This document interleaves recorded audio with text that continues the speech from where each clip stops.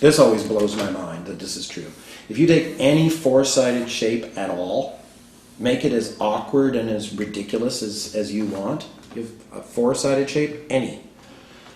If you take the middles of the sides and connect them, it always makes a parallelogram.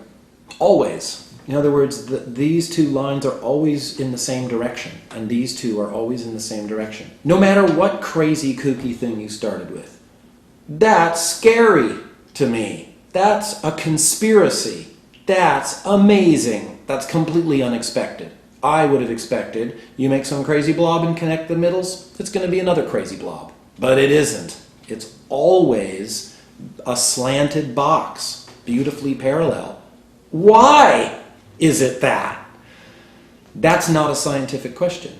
The scientific question would be about ink and distances, roughly approximate, test tubes and all that. The mathematical question is why. It's always why. And the only way we know how to answer such questions is to come up from scratch with these narrative arguments that explain. And you can have more than one explanation. You can compare them, you can critique them, you can contrast them, just like you can poems. And so for mathematicians, our aesthetic is your argument, your explanation, your discovery, your deduction, it needs to make sense. It can't be wishful thinking, it can't be pie in the sky, it can't just be what you want. It has to follow logically, which is a tough demand. So your reasoning needs to be tight and correct. But more importantly, really, is that your argument has to be beautiful.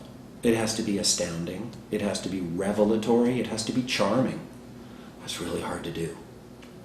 So what I want to do with this book is open up this world of mathematical reality, the creatures that we build there, the questions that we ask there, the ways in which we poke and prod, known as problems, and how we can possibly craft these elegant reason poems to get at what we want to get at.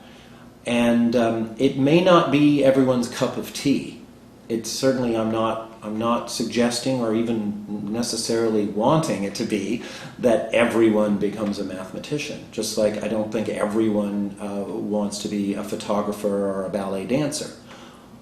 But I think it is important that everyone understand that there is an art of photography, there is an art of ballet, there is an art of mathematics, and those things have their own challenges, frustrations, joys, etc., and that one can then choose to integrate such arts into one's life to the extent that one wishes to.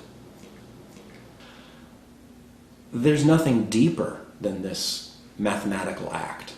There's nothing that comes even close.